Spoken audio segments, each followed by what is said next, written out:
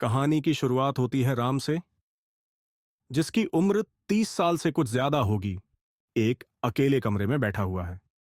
बाहर शहर की हलचल की हल्की आवाज उसकी शांतता को नकारती है। बिखरे हुए कागज, आधे खाली कप और एक घड़ी की टिक टिक जो समय के ठहराव की तरह सुनाई देती है, कमरे के अंदर के तनाव को दर्शाती है। राम का चेहरा थकान से भरा हुआ है। वह थकावट केवल शारीरिक नहीं, बल्कि उस आत्मा की थकावट है जो निराशा से टूट चुकी है। वह स्वभाव से अव्यवस्थित नहीं था। उसने एक समय में सपने देखे थे जो उसके माता पिता की आकांक्षाओं और अपनी खुद की महत्वाकांक्षाओं से प्रेरित थे। राम चाहता था कि वह एक प्रतिष्ठित सरकारी नौकरी में काम करे, अपने परिवार को गर्व महसूस कराए और अपनी पहचान साबित करे।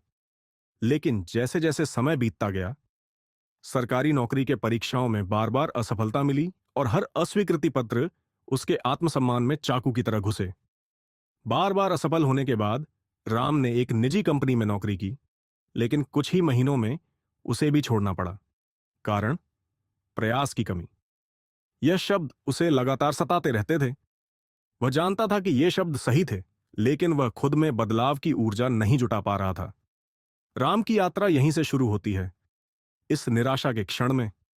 यह कहानी एक अचानक सफलता या आश्चर्यजनक बदलाव की नहीं है, बल्कि आत्म संशय से अनुशासन और सफलता के शिखर तक पहुंचने की एक धीमी, कड़ी चढ़ाई की है। राम की जिंदगी एक मिले-जुले अवसरों की श्रृंखला जैसी लगती है। उसके अंदर अनुशासन की कमी छोटी छोटी बातों में स्पष्ट है।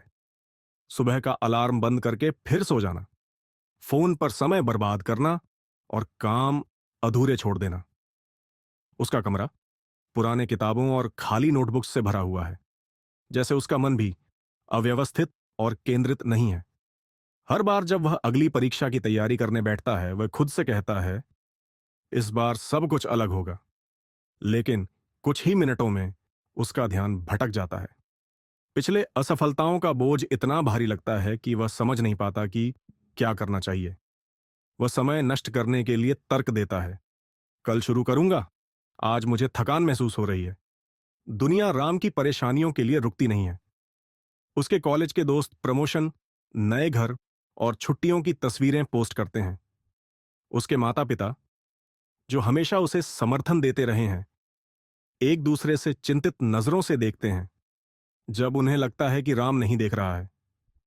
फिर भी राम का सबसे बड़ा संघर्ष आंतरिक है। यह परीक्षाएं या नौकरी करने का बोझ नहीं है जो उसे हराते हैं। यह उसका खुद को जीतने में असमर्थता है। एक दोपहर राम का फोन बजता है और एक पुराने स्कूल दोस्त अर्जुन का संदेश आता है। उन्होंने सालों से एक दूसरे से बात नहीं की थी, लेकिन अर्जुन शहर में है और मिलना चाहते हैं। राम संकोच करता है, अपनी नाकामयाबियों को छिपाने के लिए शर्मिंदा है।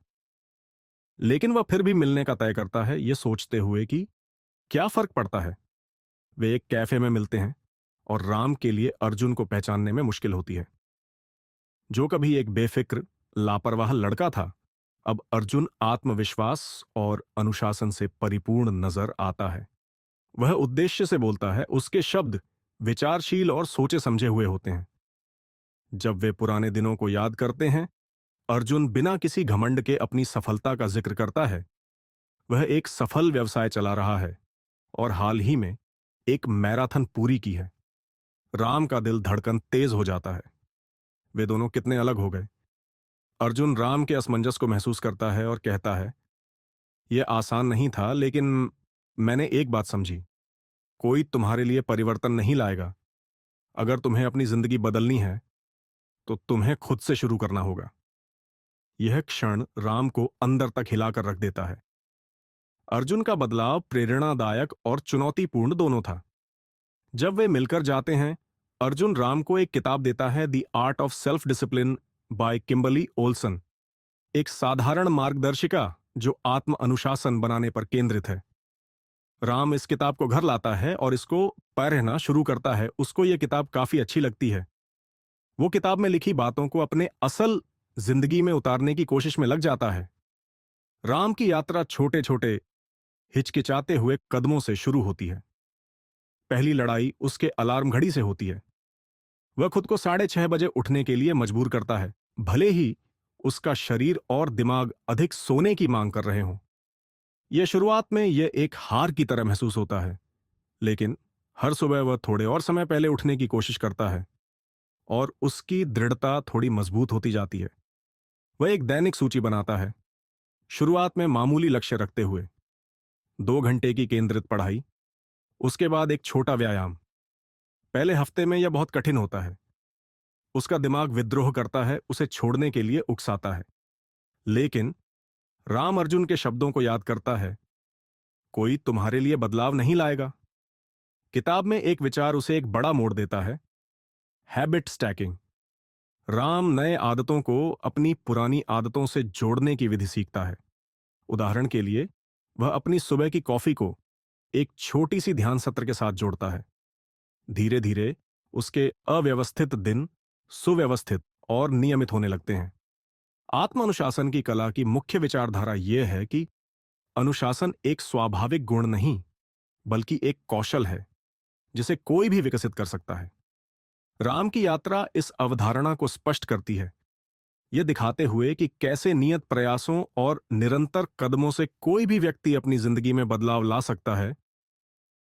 यह किताब अनुशासन को एक अमूर्त आदर्श के रूप में नहीं प्रस्तुत करती, बल्कि इसे व्यावहारिक, लागू करने योग्य छोटे छोटे स्टेप्स में तोड़ती है। स्थिति में उपलब्ध नहीं होता, यह हर दिन के प्रयासों से आता है।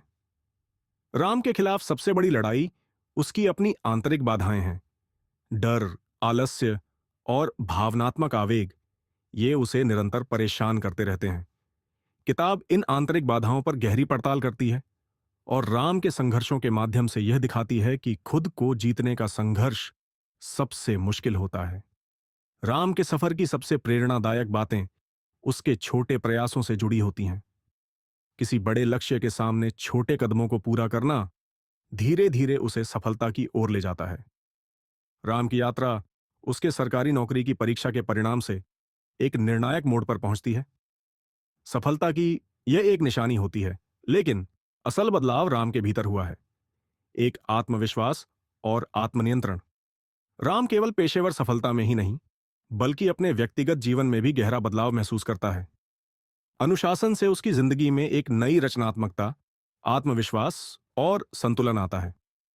आत्म अनुशासन की कला राम के व्यक्तिगत और पेशेवर जीवन में बदलाव का प्रतीक बनती है। इसका संदेश साफ है, कोई भी व्यक्ति अपनी जिंदगी को बदल सकता है यदि वह अपने भीतर के अनुशासन को पहचानने और उसे जीवन में उतारने का प्रयास करता है। यह कहानी हम सभी के लिए एक प्रेरणा है कि सफलता और परिवर्तन न केवल किस्मत या टैलेंट पर निर्भर करते हैं, बल्कि यह हमारे निरंतर प्रयास, कर्म और आत्मविश्वास से आता है।